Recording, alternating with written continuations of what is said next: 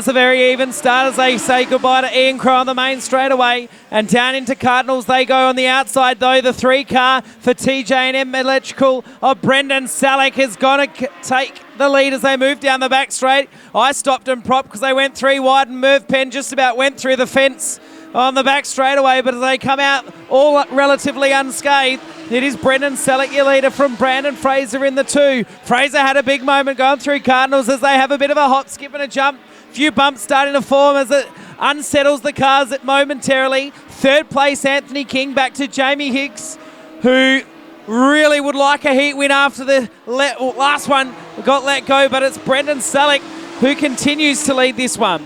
And the 51 car in third place, Anthony King, not running on all cylinders, no doubt about that. It doesn't sound all that flash, but he still holds third place at the moment in the black car, who is about 30 metres adrift of the second place of Brandon Fraser, who's right up behind Brendan Selleck as they complete lap number 3. The margin is 0.17 of a second as they passed us. So it's Selleck from Brandon Fraser, back in third place, the 51 of Anthony King. Jamie Higgs in fourth, and back in fifth is Merv Penn, Shane Britton, Laurie Dowsett, and at the back is Shane Dublin with 4 down and 6 to go. So a bit of dust starting to come from the track, but we've got a couple of racing lines, which is what we want.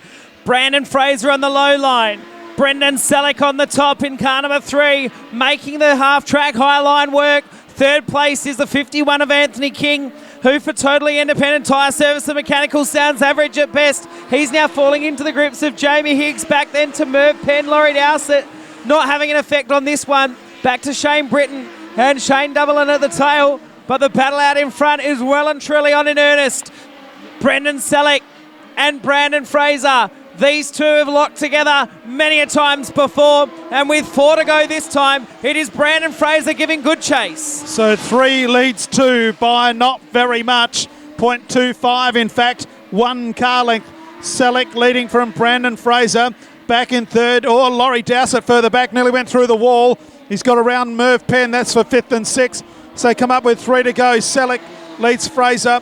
Back then in third, it's Anthony King. Then back in fourth, it's Jamie Higgs. But the battle out front is where it's all at. Selleck from Fraser up into Palmer's corner. He looks underneath of Selleck again. They come up with 2 to go. It's still the status quo. 3 leading 2. So we've done 8 laps. We've got 2 to run of the Make Smoking History Collie Speedway as Brandon Fraser looks to the inside, gets the wheel on the windrow, which unsettled the car, and that allows Brendan Selleck to open about a car length lead now as they come out of Palmer's, and the white flag is on display. 1 lap to go for Brendan Selleck, or 1 lap to go for Brandon Fraser in the Civil Hirings number 2 to make his move. Out of Cardinals they go for the final time in heat number 3. Selleck's off the curb, got a bit out of shape, did car number 3.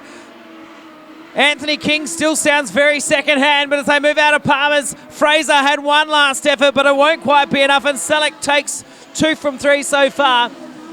Brendan Selleck defeats Brandon Fraser in the 2.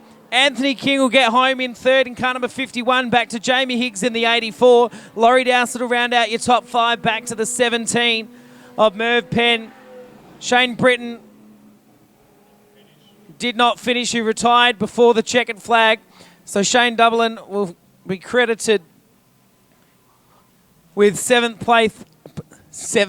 place, and Shane Britton will be credited with 8th place points for that one. So it's Brendan Selleck defeating Brandon Fraser and Anthony King in the 3rd